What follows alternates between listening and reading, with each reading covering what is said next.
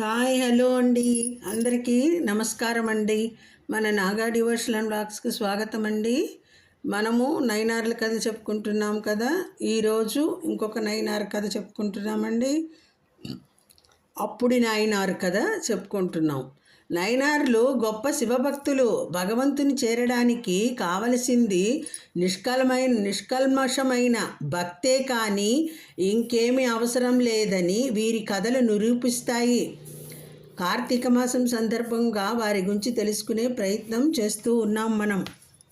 ఇప్పుడు అప్పుడి నాయనారు గురించి తెలుసుకుందామండి. కథలోకి వెళదాం. చోళ దేశంలోని తొంగలూరులో బ్రాహ్మణ కుటుంబీకుడు అప్పుడి నాయనారు మహాశివభక్తుడు.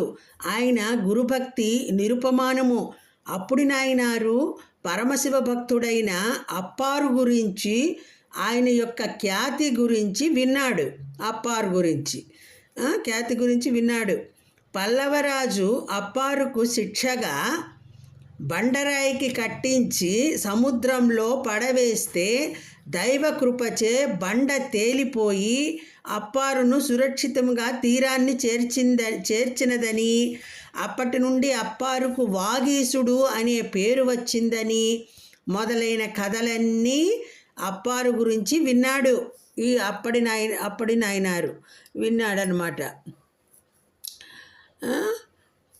ఆయన భక్తికి ముగ్ధుడై అప్పారును చూడకపోయినా అప్పారును తన గురువుగా ఎంచుకొని గురు పూజ దురంధరుడయ్యాడు.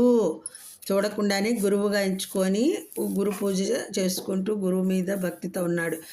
తన ఇద్దరు కుమారులకు పెద్ద వాగీసుడు, చిన్న వాగీసుడు అని పేర్లు పెట్టాడు.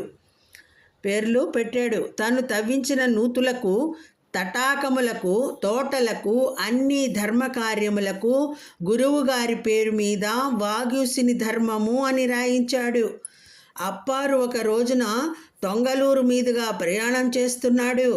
ఒక జలాశయం దగ్గర తన పేరున ధర్మము అని రాసి ఉంది. అలా ఆ ఊరిలో అంతటా తన పేరే కనపడింది. ఆశ్చర్యపోయాడు. బాటసారుల నుండి, యాత్రికుల నుండి ఇవన్నీ అప్పుడు నాయనారు నిర్మించినవేనని తెలిసింది. విస్మయంతో అప్పుడు నాయనారు దగ్గరకు వెళ్ళాడు. అప్పుడు నాయనారు ఈ శివభక్తుని సాదరంగా బహు నమ్రతతో ఆహ్వానించాడు. అప్పారు అప్పుడుని పలుకరించి, మహాశయ, ఈ ధర్మకార్యాలన్నిటిపైన మీ పేరుంచకుండా ఎవరి పేరో ఎందుకు పెట్టారు అని అడిగాడు. స్నేహితుడా, నీవు శివభక్తుడివిగా కనపడుతున్నప్పటికీ వాగీసుని గురించి ఏమీ తెలియనట్లు కనపడుతున్నావు. పల్లవరాజు ఆయనను ఎన్ని బాధలు పెట్టాడు.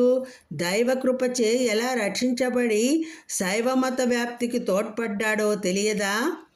రాజుగారు అతనిని బండకు కట్టించి సముద్రంలో త్రోయించిన సంగతి, ఎలా తేలిపోయి ఆయన సురక్షితంగా తీరము చేరాడో నీవు వినలేదా? ఎవరు నువ్వు అని అడిగాడు.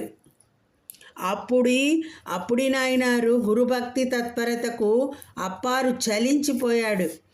అప్పుడి నాయనారుతో, నేను తీవ్ర రుగ్మతకు లోనై శివుని పాదాలను ఆశ్రయించిన దీనుడను.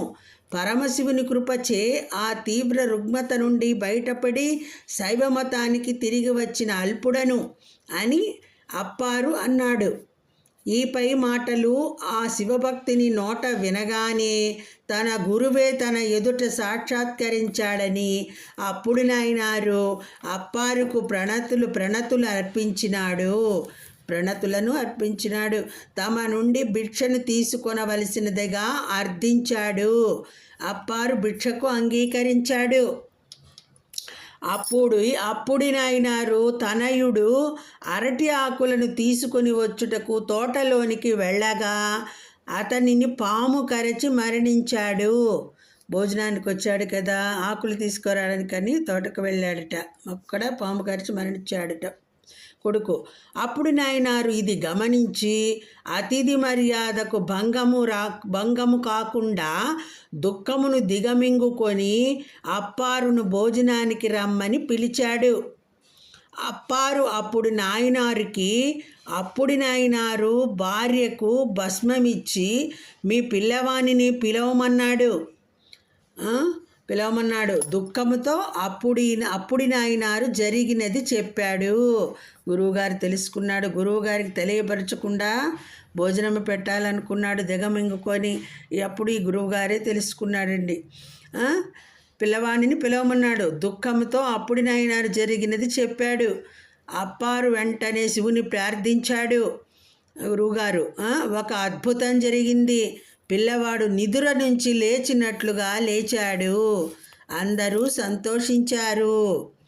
అప్పారు ఎడ గురుభక్తి మూలాన అప్పుడు నాయనారికి శివ సాయుధ్యము లభించింది.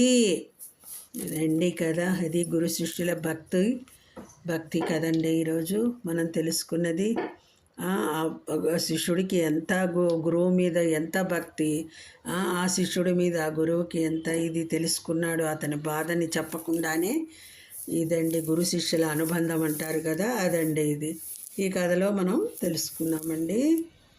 ఇదండి కదా. ఓం నమ శివాయ, హరహర మహాదేవ, శంభో శంకర. ఇదండి ఈరోజు నాయనార్ కథ, అప్పారు నాయనార్ కథ మనం తెలుసుకున్నాము. అప్పుడు నాయనార్ కథ ఇది ఈరోజు వీడియో నచ్చితే లైక్ చేయండి, షేర్ చేయండి, సబ్స్క్రైబ్ చేయండి. అందరికీ ధన్యవాదములు. సర్వం శ్రీకృష్ణార్పణమస్తు. లోకా సమస్త సుఖినో భవంతు. స్వస్తి.